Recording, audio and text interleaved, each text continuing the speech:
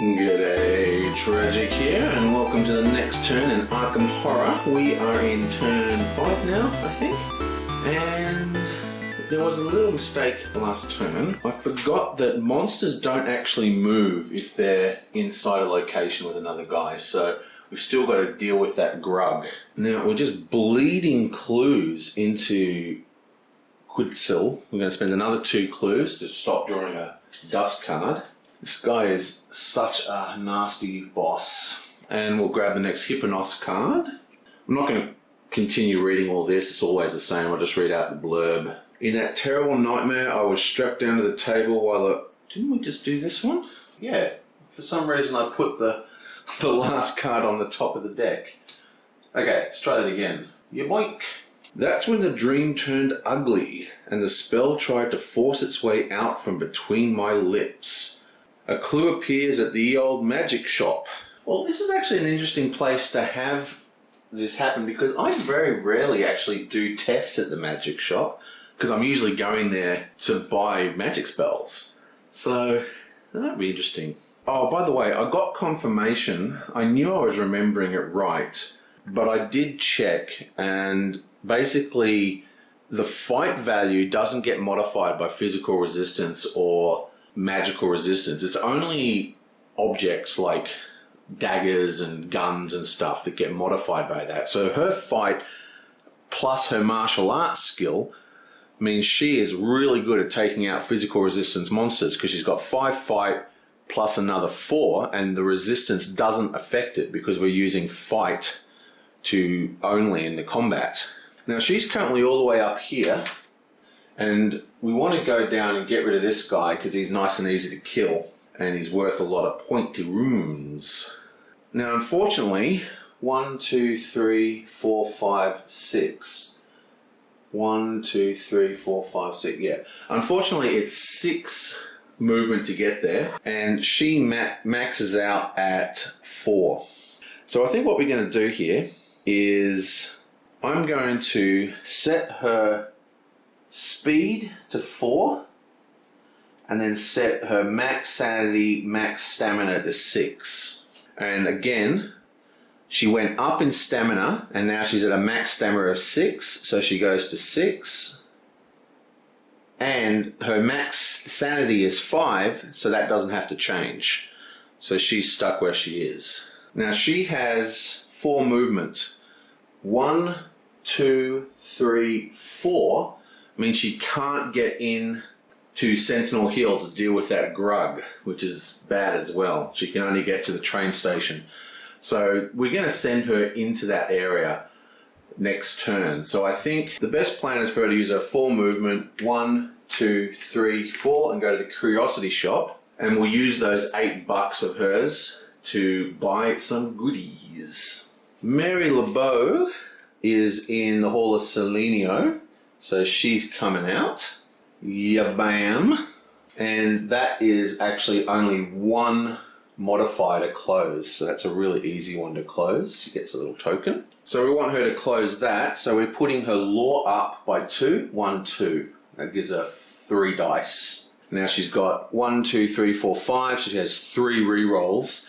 We want to use as little of them as possible so she can spend some of them at this rumor. Now Yorick, we need him, see this is going to be really, really annoying. We need him to have 3 movement, which really sucks. So he's just going to sit like that. You're going to put his movement up to 3. Now the problem here is that that gives him a sneak of 1. Oh wait, he doesn't need 3 movement actually because he's got the map. That gives him 1 extra point of movement. Okay, so he is going to stay at 2 movement, and we're just not going to adjust any of his stats. And you'll see why in a sec. Basically, we want him to escape this monster and sneak past him. Now, his sneak value is -2. That means he gets 0 dice because he's got a sneak of 2 at the moment. So he gets no dice. But even if you have no dice to roll, you can still spend clues to roll dice. So we're going to roll those dice and we're just going to keep rolling until we pass. We've got lots of clues here. We want to use as little as possible, obviously, because we want to spend them on that rumour. But even so, this is important. I have a plan. Okay, so let's get rid of the evil dice. And we need... spend one clue. Come on. Miss. Spend another clue. Miss. Spend another clue. Come on. Booyah. Excellent. So he passes. He now escapes the woods. 1, 2, 3, and he goes to the church. And you'll see why I really wanted to do that this turn in a second. Now we have Hank. I think we're going to leave all of Hank's stuff where it is. And this is the big question. Actually, see, this is the question. He's got 5 dice, right? He's over here with this grug. And this is -2, so that's 3 dice to get 3 hits. I just think it's too hard. So he's going to sneak by, which is a -2. Now his sneak is already 4. See, if we attack that guy, we'd have only 3 dice to try and kill him, plus 4 dice plus a reroll. He has only 1 clue. If he had more clues, I might try it. But I just can't see how this is going to be possible for us to get by. So we're going to sneak by, but just for fun, I'm going to roll the combat anyway, just because I'm curious. Now, just to assure, if this passes, we're not actually doing this. This is just for fun. So he rolls 4 dice. He gets 2 successes. We're going to pass. This is going to be fucking hilarious. And then we get to re-roll 1 because of the bullwhip. That's a miss. And then we get 1 reroll. Come on! That's a miss. Whew. Anyway, we're not actually doing that. It was just, I just wanted to see what would happen. We're actually doing a sneak. So a sneak is 4 minus 2, which means we only need 2. We need 1 success off this. Come on. Come on. Booyah, double success. While the grug is sniffing around the toilets, he just runs out over here, grabs this clue. We're taking out that guy next turn. You know, now that I think about that, I'm actually not going to do that. So what we're going to do, he evaded him in the street. We'll just put that clue back, and then he's going to go 1, 2 to Water Street there. And the reason we're going to do that is there's actually 2 things here. One of them's on this really dangerous rift, and the other one is here. So he can just sit there for 2 turns and clear both those ones, and he doesn't have to worry about the grug anymore. Even if the grug moves, it can't get to him. So he'll be able to clear out those 2 locations nice and easy. Okay, so we're starting with Ying in the Curiosity Shop. She's going to spend the cash and buy. Okay, so the way this works is you draw 3 cards. 1, 2, 3, and we're looking for an elder sign here. And then we just buy one. Enchanted Blade, +4 to combat check one-handed. Magical Weapon, +6 to combat check discard. Dragon's Eyes, exhaust and lose a sanity after drawing a gate or location card to discard and draw a new one. Well, I think we're definitely taking the Enchanted Blade. No questions there. Now these get discarded. Okay, so she gets the Enchanted Blade, and that costs $6. Yonk. Yabam. $2. Oh, $2 left. Mary Lambo, not Lebo, Lambo or whatever. This girl is going to do a check against there. We're going to use her law, and it's -1, so she gets 3. 3 dice.